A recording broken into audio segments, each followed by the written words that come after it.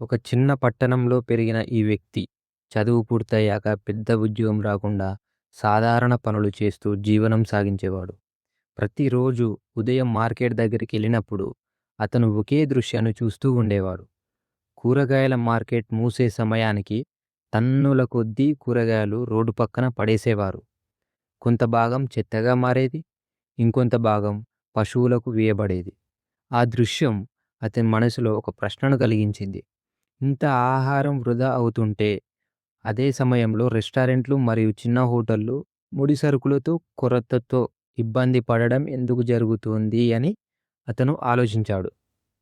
ఇక ఇప్పుడు టాపిక్‌లోకెళ్ళే ముందు ఖచ్చితంగా ఈ వీడియోని అందరికి షేర్ చేయండి. ఎందుకంటే కొందరికి జీవితంలో సరైన ఐడియాస్ తెలియక, సరైన గైడెన్స్ లేక చాలామంది అక్కడే ఆగిపోతున్నారు. సో, అలాంటి వారి కోసం మరియు జాబ్ చేస్తూనే సైడ్ బిజినెస్ చేయాలనుకునే వారి కోసం ఈ ఛానల్ చక్కగా ఉపయోగపడుతుంది. సో, ఈ వీడియో చూసి మీకు నచ్చితే మీ రిలేటివ్స్‌కి గానీ, ఫ్రెండ్స్‌కి గానీ షేర్ చేసినట్లయితే మీరు గూడా మీ తరపున వాళ్ళకి సహాయం చేసిన వారులవుతారు. ఇంకో విషయం ఏందంటే ఖచ్చితంగా ఒక పుస్తకం అనేది మనిషి యొక్క జీవితాన్నే మార్చేస్తుంది. పుస్తకాన్ని నెగ్లెక్ట్ చేయొద్దు. రూ. 100 పుస్తకం కదా అని నెగ్లెక్ట్ చేస్తే ఇయాటి రూ. 100 రేపటి 100,00,00,000 అవుతుంది. ఇప్పుడు సక్సెస్ అయిన ప్రతి ఒక్కరు పుస్తకాలు చదివే సక్సెస్ అయ్యారు. ఎందుకంటే ఆ మెంటాలిటీ అనేది మారుస్తుంది.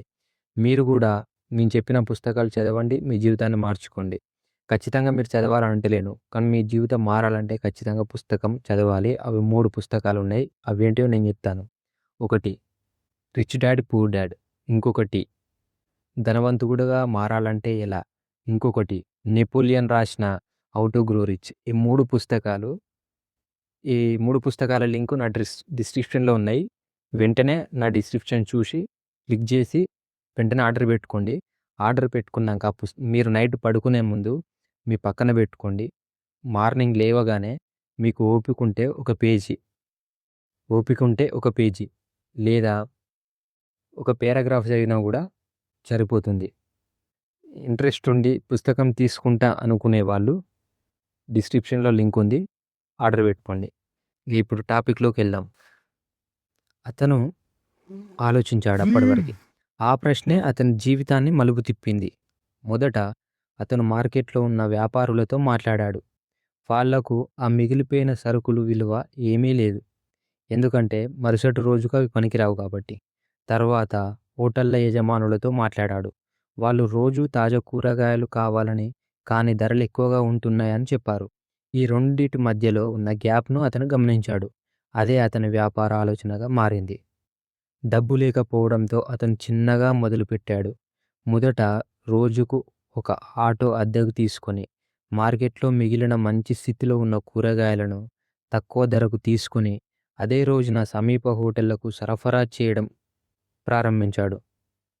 మొదటి వారాల్లో లాభం చాలా తక్కువగా ఉండేది.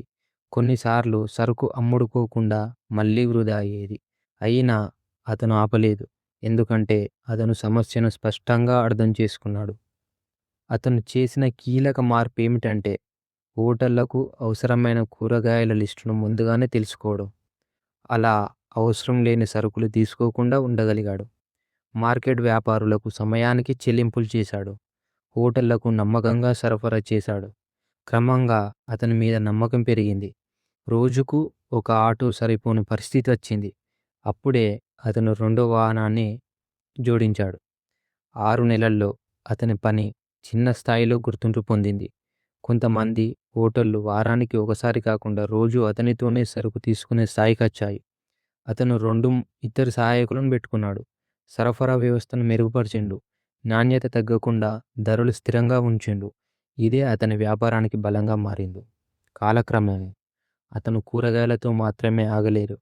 పండ్లు, ఆకుకూరలు, కొన్ని ప్రాసెస్డ్ ఐటెమ్స్ కూడా జోడించాడు. మార్కెట్లో వృధా అవుతున్న సరుకులు ఇప్పుడు అతని వ్యాపారానికి మూలధనంగా మారాయి. ఈరోజు అతను చిన్న గోదాం, 4 వాహనాలు, ఒక టీంతో కలిసి పనిచేస్తూ నెలకు స్థిరమైన ఆదాయం సంపాదిస్తున్నాడు. కానీ అతను ఎప్పుడూ తనను గొప్ప వ్యాపారవేత్తగా చెప్పుకోడు. ఒకప్పుడు అందరూ పట్టించుకొని సమస్యను గమనించి దానికి పరిష్కారం వెతికిన వ్యక్తిగా మాత్రమే తనను గుర్తుంచుకుంటాడు. డబ్బు అతని లక్ష్యం కాదు. సమస్యను తగ్గించడం అతని లక్ష్యం. అదే అతన్ని ఈ స్థాయికి తీసుకొచ్చింది. ఈ వీడియో గనుక నచ్చినట్లయితే మరియు కొన్ని అప్డేట్స్ కావాలనుకున్నట్లయితే వెంటనే ఈ ఛానల్‌ని సబ్స్క్రైబ్ చేయండి. వీలైతే షేర్ చేయండి. Thank you for watching.